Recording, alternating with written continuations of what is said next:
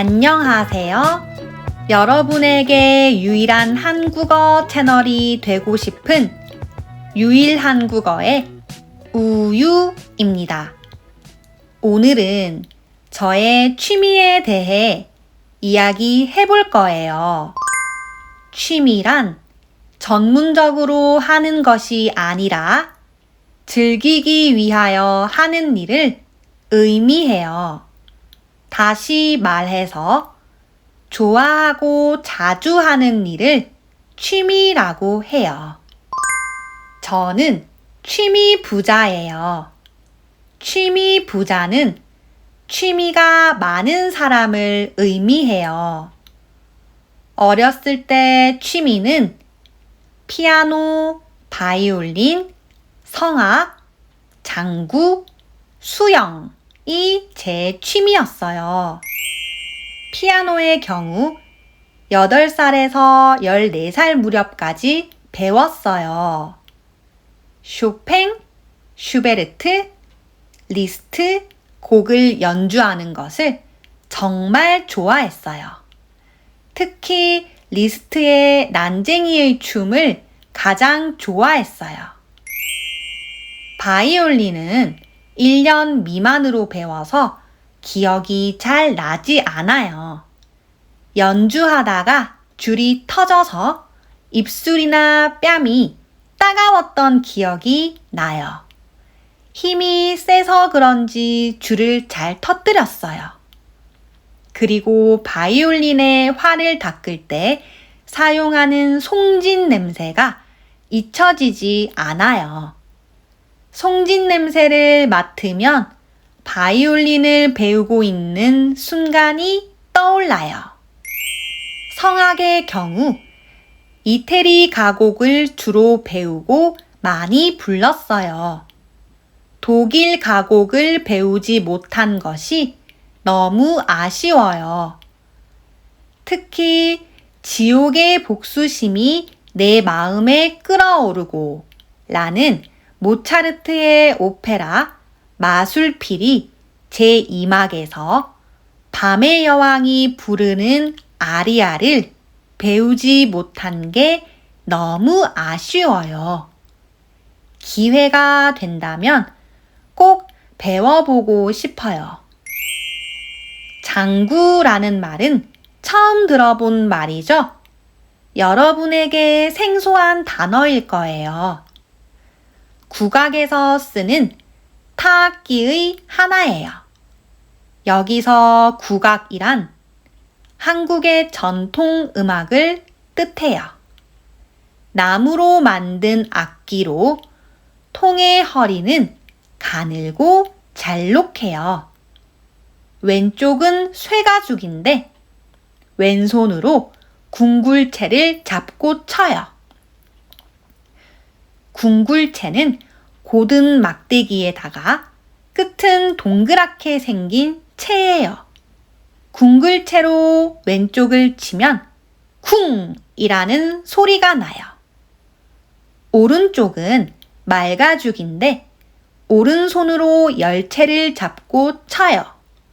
열채는 회초리처럼 생긴 채예요. 열채로 오른쪽을 치면 덕이라는 소리가 나요. 저는 어렸을 적에 시골에서 자랐어요.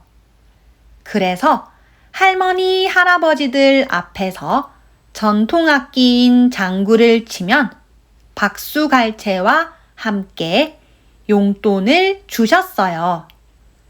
용돈을 받으면 바로 과자와 아이스크림을 사 먹었어요. 과자와 아이스크림을 먹는 것이 저의 행복이었어요. 그래서 더 열심히 장구 연습을 했던 것 같아요. 수영의 경우 10살 때 엄마의 수영 강습을 따라갔던 적이 있어요. 그때 수영선수반 코치님에게 발탁이 되어 수영선수를 시작하게 되었어요. 작은 시골 마을이었기에 가능한 일이었어요. 그냥 키 크고 힘세고 물을 무서워하지 않으면 가능한 일이었어요. 저의 주 종목은 자유형이었어요. 4명이서 혼합 계영을 하면 마지막 순서라 긴장이 많이 됐어요. 혼합 계영은 저병, 배영, 평영, 자유형 순서로 진행되거든요. 이때 수영선수 생활을 하며 협동심에 대해 처음으로 배웠던 것 같아요. 훈련을 받을 때에는 정말 힘들었지만 훈련이 끝난 후 친구들과 함께 컵라면을 먹으면 바로 고통이 사라졌어요. 수영장에서 먹는 컵라면이 제일 맛있었어요. 현재 저의 취미는 헬스, 테니스, 주짓수, 그리고 등산이에요. 2년 전부터 평일 새벽에는 꼭 헬스를 가요. 저의 아침 루틴이에요. 데드리프트는 보통 60kg에서 70kg를 들어요. 컨디션이 좋은 날에는 간혹 80kg를 들어요. 스쿼트는 힘들어서 잘 하지 않아요. 레그 프레스는 보통 160kg를 밀어요. 컨디션이 좋은 날에는 220kg를 밀어요. 시티드 로우와 랩풀다운은 35kg로 당겨요. 어때요? 힘이 좀 센 편이죠? 테니스의 경우 어렸을 적에 아주 잠시 배웠어요. 그러나 계속 뛰어다니는 게 힘들어서 그만뒀어요. 그랬던 테니스를 요즘 다시 배우고 있어요. 테니스는 일주일에 2번 하고 있어요. 포핸드, 백핸드를 배우고 포발리를 배우고 있는 중이에요. 실내 테니스장에서 배우고 있어요. 한 달에 한 번은 실외 테니스장에서 야외 수업에 참가해요. 빨리 테니스를 다 배워서 테니스 게임을 해보고 싶어요. 주짓수는 올해 처음 시작한 운동이에요. 일본에서 기원한 무술로 브라질과 서양에서 발전된 무술이에요. 타격보단 관절 꺾기, 조르기, 넘어뜨리기 등 그래플링 기술에 중점을 두고 있는 무술이에요. 언젠가 혼자 세계 여행을 하고 싶어서 배우기 시작했어요. 일주일에 3번 하고 있어요. 백초크, 마운트 암바, 트라이앵글 초크 등을 배웠어요. 뒤에서 목을 조르는 백초크, 상대를 고정시킨 뒤 팔꿈치를 꺾는 암바는 잘하는 편이에요. 하지만 2 다리로 상대의 목을 삼각형 형태로 고정시켜 조르는 트라이앵글 초크는 너무 어려워요. 등산의 경우 어렸을 때 부모님 따라 산에 가면 맛있는 음식을 사주셨어요. 그래서 등산을 안 좋아했지만 자주 했어요. 그렇게 약 3년 정도 부모님 따라 등산을 했어요. 지금도 등산을 좋아하는 것은 아니에요. 하지만 그때의 습관 때문인지 하산 후 마시는 맥주나 막걸리가 끝내줘서 등산이 취미가 되어 버렸어요. 동성 친구들은 등산을 매우 싫어해요. 그래서 남자친구와 등산을 자주 갔었는데 남자친구와 헤어졌어요. 그래서 지난주 주말에 처음으로 혼자 등산을 하고 왔어요. 혼자 등산은 처음이었는데 정말 재미있었어요.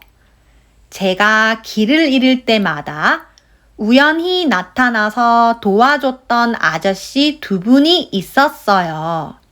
그날 처음 보는 아저씨들이었지만 취미가 등산이라는 공통점으로 공감대 형성이 되었어요.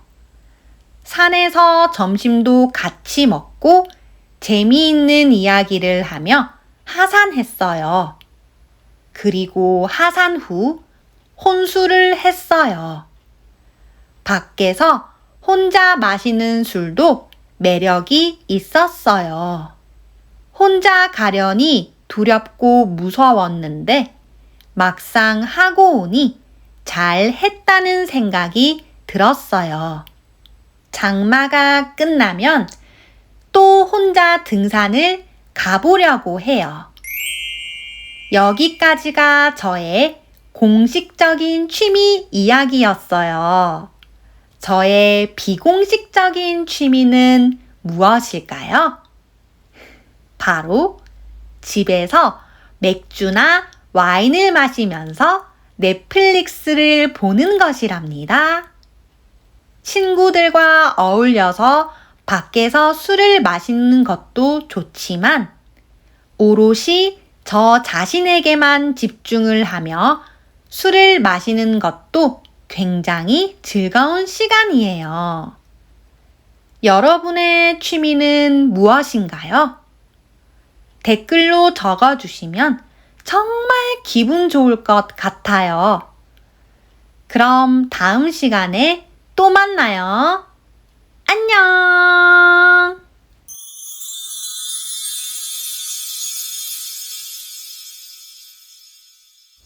안녕하세요. 여러분에게 유일한 한국어 채널이 되고 싶은 유일한국어의 우유입니다. 오늘은 저의 취미에 대해 이야기해 볼 거예요. 취미란 전문적으로 하는 것이 아니라 즐기기 위하여 하는 일을 의미해요. 다시 말해서 좋아하고 자주 하는 일을 취미라고 해요. 저는 취미 부자예요. 취미 부자는 취미가 많은 사람을 의미해요. 어렸을 때의 취미는 피아노, 바이올린, 성악, 장구, 수영이 제 취미였어요. 피아노의 경우 8살에서 14살 무렵까지 배웠어요. 쇼팽, 슈베르트, 리스트, 곡을 연주하는 것을 정말 좋아했어요. 특히 리스트의 난쟁이의 춤을 가장 좋아했어요. 바이올린은 1년 미만으로 배워서 기억이 잘 나지 않아요. 연주하다가 줄이 터져서 입술이나 뺨이 따가웠던 기억이 나요. 힘이 세서 그런지 줄을 잘 터뜨렸어요. 그리고 바이올린의 활을 닦을 때 사용하는 송진 냄새가 잊혀지지 않아요. 송진 냄새를 맡으면 바이올린을 배우고 있는 순간이 떠올라요. 성악의 경우 이태리 가곡을 주로 배우고 많이 불렀어요. 독일 가곡을 배우지 못한 것이 너무 아쉬워요.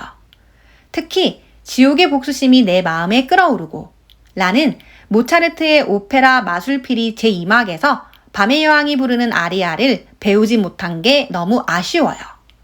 기회가 된다면 꼭 배워보고 싶어요.